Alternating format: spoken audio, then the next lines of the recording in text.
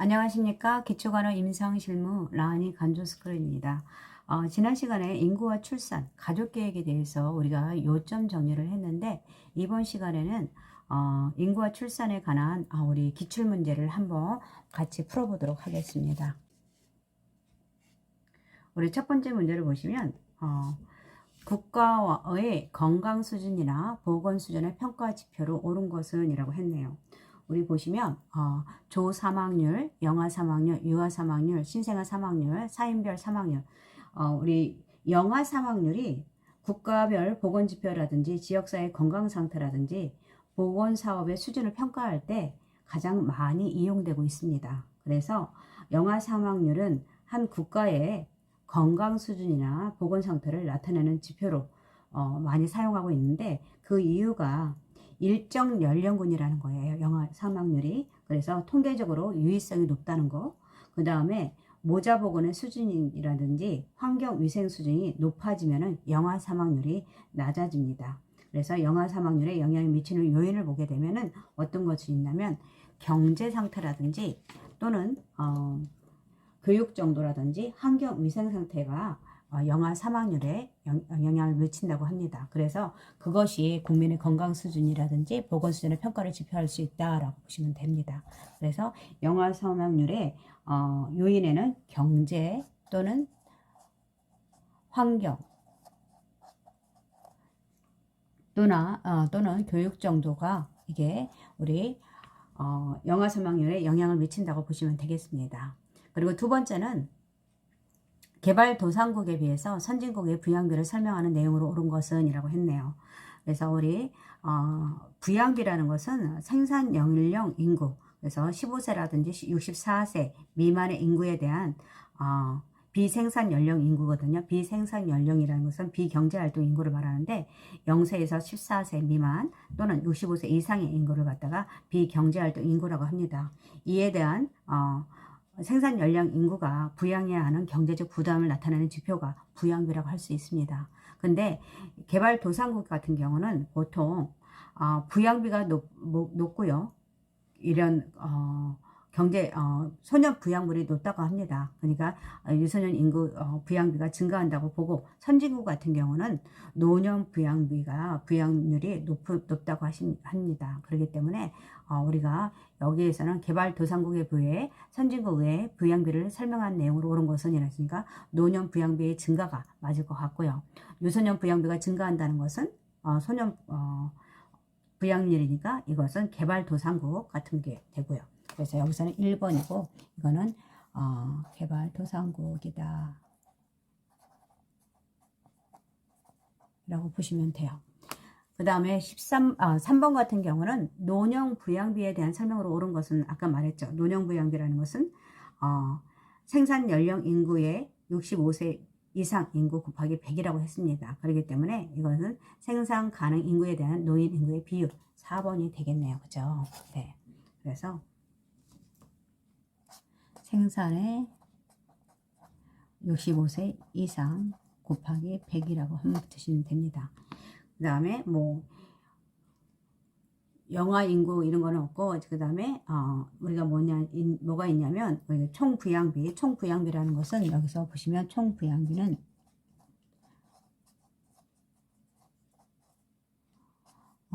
생산 연령에다가 비경제라는 것은 65세 이상 아니면은 그 다음에 플러스 그 다음에 0세에서 14세 미만 인구에 곱하기 100을 한 것이 총부양 인구라고 할 수 있습니다. 그래서 그 다음에 유소년 부양비라는 것은 우리가 생산 연령에다가 0세에서 14세 미만 곱하기 100을 한 게 유소년 부양이고요. 그 다음에 노령화 지수라는 것은 여기서는 뒤에서 문제가 나오는데 유년 인구와 노년 인구의 곱하기 100을 노령화 지수라고 합니다. 그래서 노령화 지수가 높다는 것은 고령 인구가 증가했다는 의미고요. 이는 곧 고령 인구의 부양비도 증가한다는 뜻입니다. 그렇기 때문에 그게 우리나라 같은 경우 지금 노령화 지수가 굉장히 높기 때문에 우리가 아이 출산율이 굉장히 낮죠. 그에 비해서. 그렇기 때문에 이런 문제가 생길 수가 있겠죠. 네.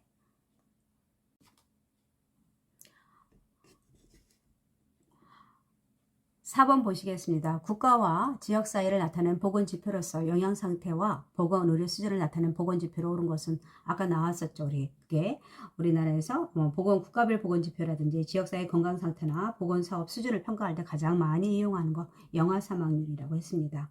이게 사용하는 이유가 뭐냐면 영아 같은 경우는 일정 연령군이라고 보기 때문에 통계적으로 유의성이 높다고 했습니다. 아까도 말한 것처럼.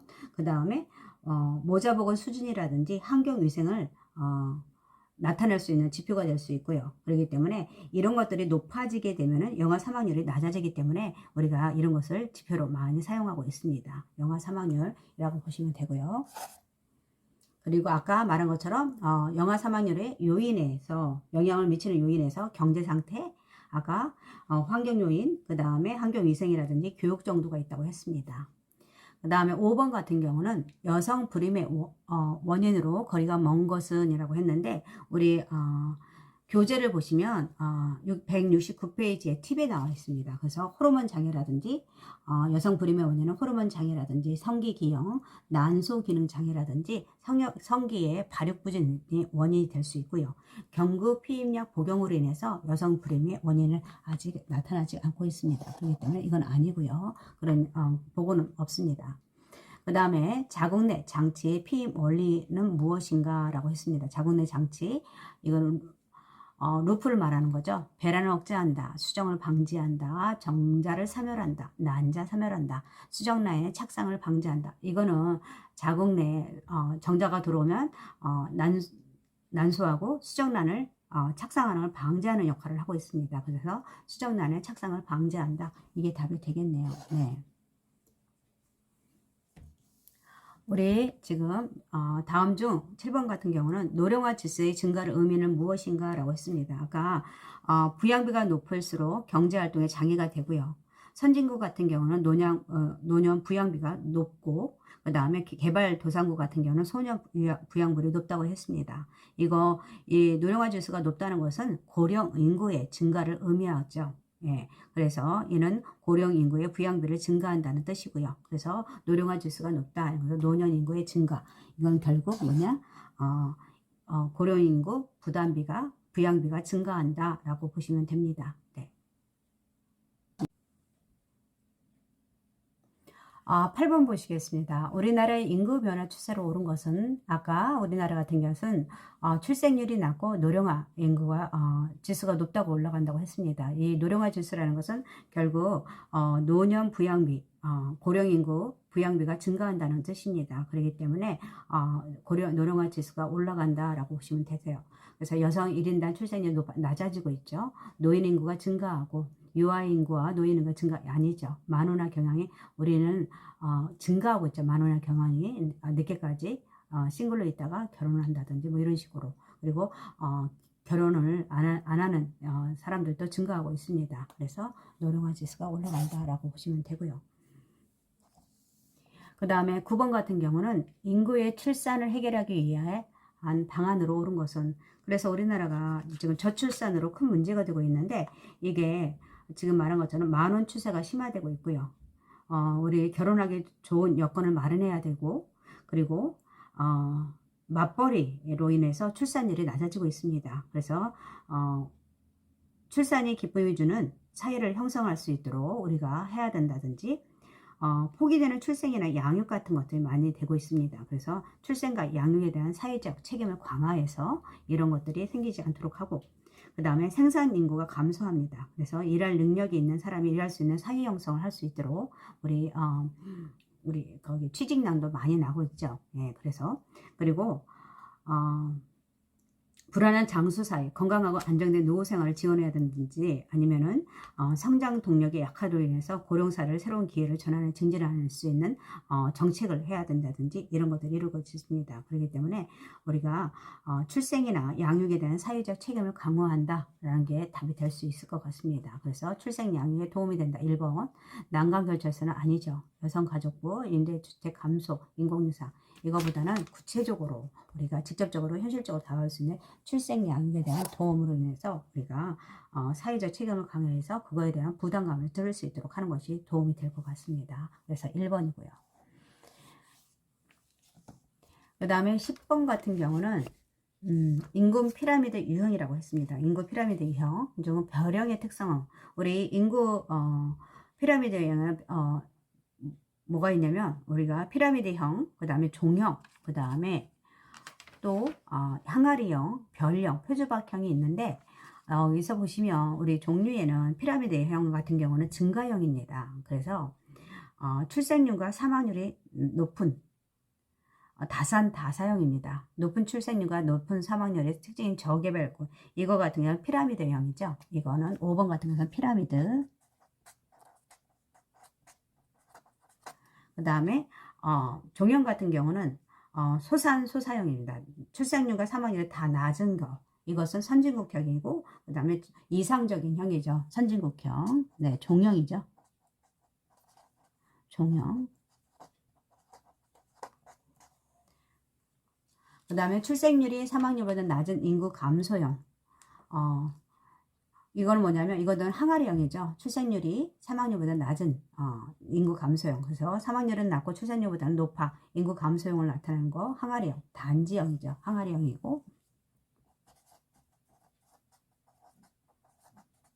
그래서 어느 나라냐면 우리나라 같은 경우, 그리고 프랑스, 일본 같은 것들이 나라가 있었습니다. 그 다음에 뭐가 있냐면 생산 연령 인구가 많이 유출되는 경우, 이거 같은 경우는 뭐냐면 호로형, 표주박형이라고 해가지고 보통 호로형이죠. 농촌형이 될 수 있습니다.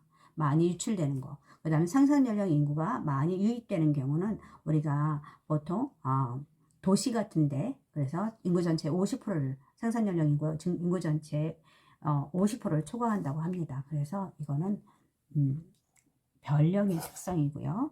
그 다음에 이거는 표주박형이 되겠습니다.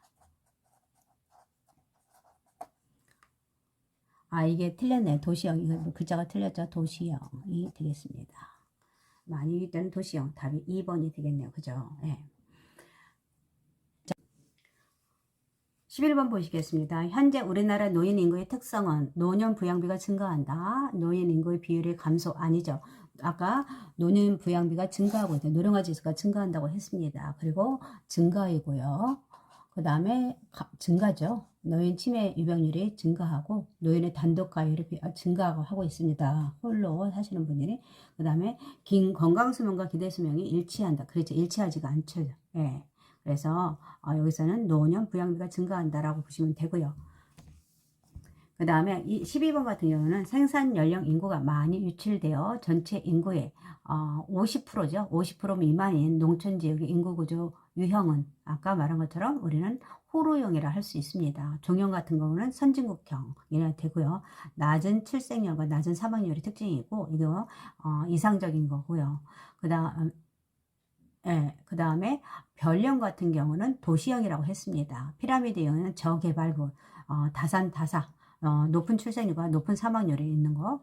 그 다음에 항아리형 같은 낮은 인구 감소형입니다. 항아리형은 그래서 뭐 출생률이 사망률보다 낮은 인구 감소형이 될 거예요. 예, 그래서 항아리형이 될 것 같고 여기서는 별형 호로형이 되겠습니다.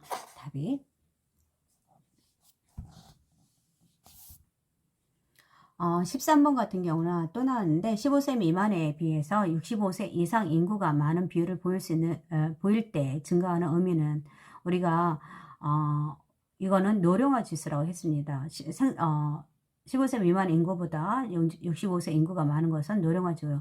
그래서 노년부양비가 증가한다라고 보시면 됩니다. 네.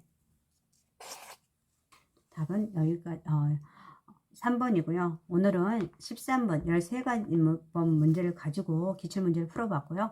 다음 시간에도 우리 함께 하도록 하겠습니다. 감사합니다.